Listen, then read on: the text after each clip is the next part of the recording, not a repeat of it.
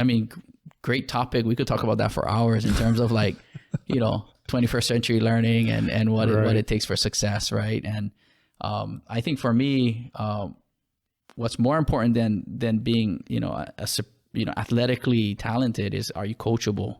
Right. What's your work ethic, right? Do you have resilience? Can you take criticism well? And how do you bounce back from that? Like, those are the skills that not only will make you an amazing athlete at any level, will make you an amazing person in life, right? Make you a great entrepreneur, a great, employee or whatever.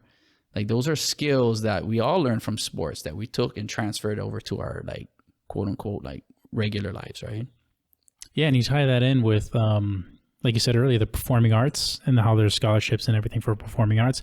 What I'm seeing more and more is a pattern of people who are really good on camera or know how to do, I would say acting, but I don't know if you call it acting, but making those viral videos and stuff like that. Even taking that to the professional level of marketing and stuff like that, where acting on camera and talking into a microphone and being really comfortable on camera is becoming super important in today's day and age. And it's going to be more important in the next 5 years, 10 years down the line, especially with, if you're going, to be an athlete even, you're going to be on camera anyways, right? You're going to be expected to be able to talk on camera. But with a lot of other business opportunities and jobs, whatever direction you go in, how many Zoom meetings and WebEx meetings and stuff like you're going to have to go on. You're going to have to be comfortable being on camera talking. Right. I mean, communication is going to be huge, right? Mm-hmm. And we're not talking about just oral communication. We're talking about digital communication, all the other things that come with being in a venue like this, like in a podcast, right?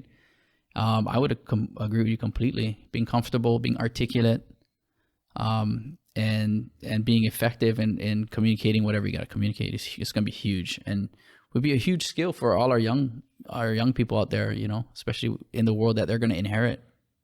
Yeah, we got to teach the kids not to be successful for today, but to be successful for tomorrow. Yeah, and the tough part about that is that for us, that it worked for us, right? Like, the old system kind of worked for people who are successful because when looking back, so it's hard to change the system when it worked for you, right? You almost need a disruptor. Yeah. I would say it doesn't. Some of the things that I learned when I was in, I think, elementary school is like typing fast and how many words per minute can you type. I don't think that's relevant anymore. Like, have you ever interviewed somebody or talked to somebody and asked them, how fast can you type? What's your words per minute speed? It's like, it doesn't matter. Yeah, I don't think it matters. But I also think that kids are growing up in a different time, right? I'm assuming you took keyboarding to graduate, right? So that was, that's a graduation requirement that is no longer required here anymore. It's just assumed that you know how to use it. I mean, I think when they looked at it, digital literacy, like, we have kids at 2 comfortable on the iPad, right? Comfortable with computers by the time they hit high school. That's almost a given now. Yeah, when I was in college, we took a Windows class. Right. It's like, can you imagine trying to teach a kid Windows, like, who's in college now? It's like, dude, don't treat me like I'm stupid. Right. I know how to use Windows. I mean, they know so much already at such a young age in terms of, like, technology. And I actually ask my daughters for help sometimes actually. Yeah, same here with my sons, man. It's like they're far, far ahead of where I was at 13 or 11.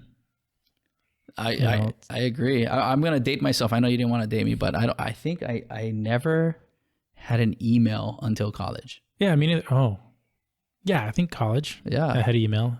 I think that was the first time I had. Well, I didn't have a computer before then. Right.